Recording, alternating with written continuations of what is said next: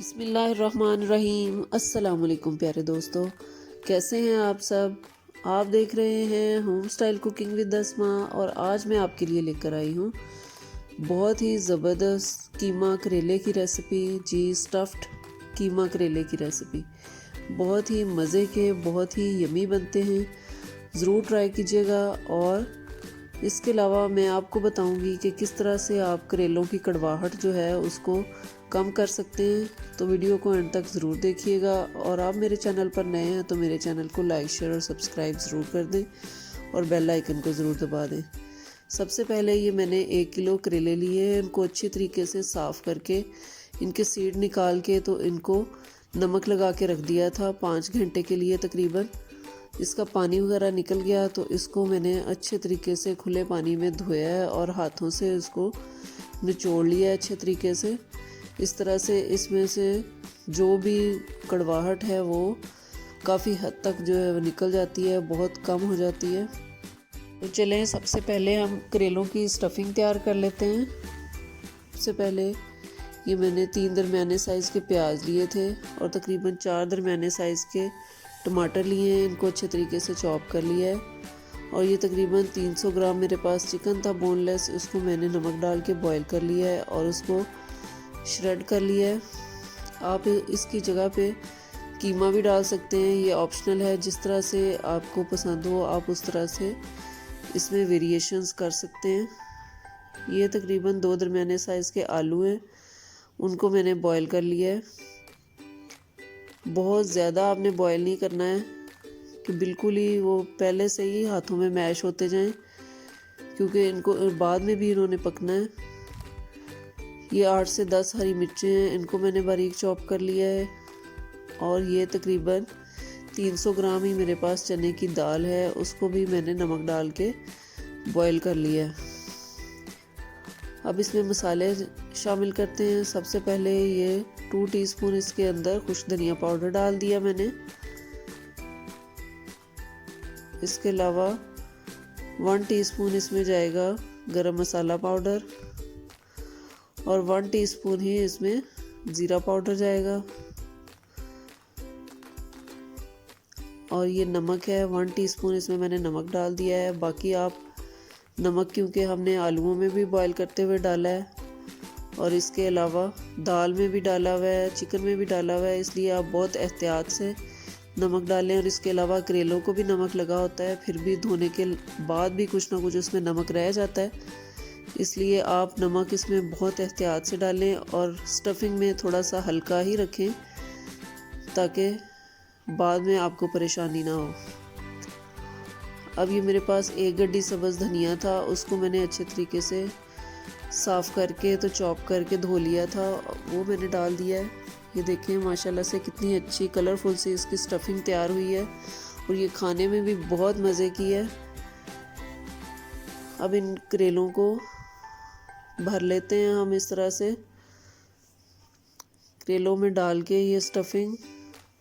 तो इसको हमने सुई की मदद से इस तरह से सी लेना है, मोटे मोटे से थोड़े टांके लगा के। ये देखें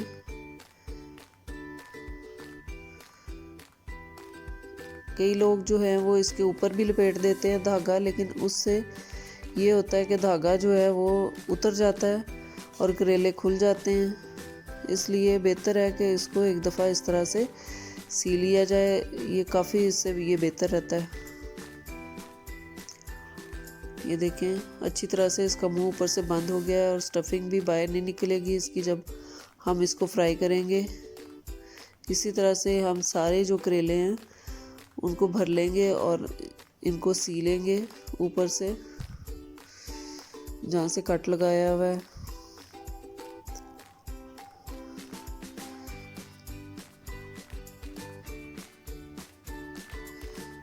ये देखें इस तरह से सारे करेले जो हैं वो बारी बारी हम कर लेंगे। ये देखिए सारे करेले हमारे भर लिए गए हैं। अब इनको हम फ्राई करेंगे और ये जो स्टफिंग है इसका हम मसाला बनाएंगे। यही इसका जो मसाला बनेगा। ये तकरीबन 1 से 1.5 कप जो है वो मैंने मस्टर्ड ऑयल ले लिया है, उसको गर्म कर लिया है। बहुत ज़्यादा गर्म नहीं करना है हमने ऑयल को, क्योंकि हमने करेलों को इस ऑयल के अंदर ही पकाना है। अगर हम पहले से ऑयल बहुत ज़्यादा गर्म कर लेंगे तो ये ऊपर से ब्राउन हो जाएगा और करेले अंदर से कच्चे रह जाएंगे। इनको हमने करेले डालने के बाद फ्लेम को हमने मीडियम लो कर देना है और हल्की आंच पे इसको पकाना है, ताकि करेलों की कड़वाहट जो है वो भी ना रहे और करेले अंदर तक पक जाएं। स्टफिंग तो पहले से ही तकरीबन तैयार है, सिर्फ इसमें टमाटर और प्याज जो हैं वो सिर्फ कच्चे हैं, बाकी हर चीज़ पकी हुई है। इसलिए स्टफिंग की इतना मसला नहीं है स्टफिंग का। बाकी ये करेले जो हैं वो उनको अच्छे तरीके से हमने लो फ्लेम पे पका लेना है। ये देखें एक साइड ब्राउन हो गई है तो इसकी साइड हम चेंज कर देंगे।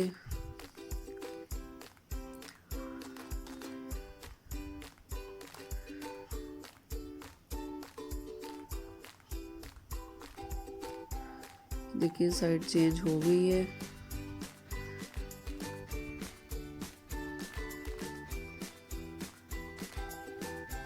करेलों की कड़वाहट को दूर करने के लिए कई लोग जो हैं वो इसको करेलों को साफ़ करने के बाद फ्रीज़र में रख देते हैं। जब वो फ्रीज़ हो जाए तो फिर उनको पानी में डाल के रख देते हैं, तो उससे भी काफ़ी हद तक जो है वो करेले कम कड़वे बनते हैं। आप उस तरीके को भी ट्राई कर सकते हैं।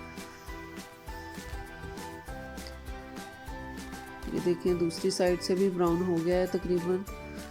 करेले हमारे तकरीबन तैयार ही हैं। तो अब जो स्टफिंग बाकी बची थी वो हम इसके अंदर डाल देते हैं। इसको बहुत हल्के हाथों से अब हमने इसको मिक्स करना है।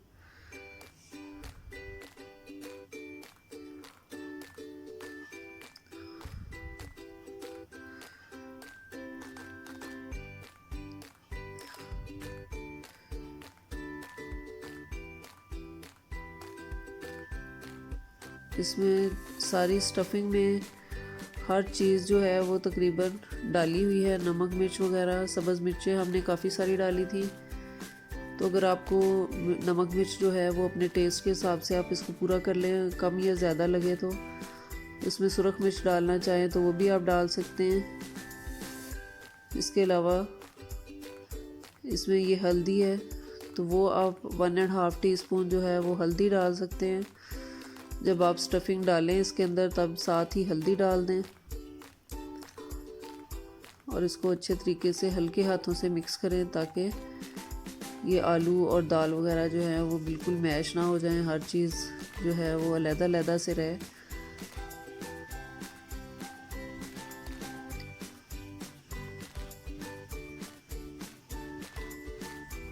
हमने स्टफिंग डाल के इसको कवर करके रख दिया था तकरीबन 10 से 15 मिनट के लिए, ताकि जो प्याज और टमाटर इसके अंदर डाले हुए हैं वो थोड़े से पक जाएं। ये देखें करेलों ने अपना जो स्टफिंग है उसने भी अपना घी छोड़ दिया है और हमारे जो करेले कीमा है, स्टफ्ड करेले कीमा, वो तकरीबन तैयार है। इसको अब हम डिश आउट कर लेते हैं। ये देखें माशाल्लाह से कितना अच्छा इसका ज़बरदस्त सा कलर है और ये टेस्ट में तो ये बहुत ही ज़बरदस्त हैं। इनको ज़रूर ट्राई करें। ये देखें माशाल्लाह से बहुत ही ज़बरदस्त ये बनता है। बिल्कुल यूनिक और न्यू आइडिया है ये करेला कीमा बनाने का, तो इसको ज़रूर ट्राई करें। मेहमानों के आने पे भी आप ये बना सकते हैं। बहुत ही डिफरेंट और ज़बरदस्त सी डिश है।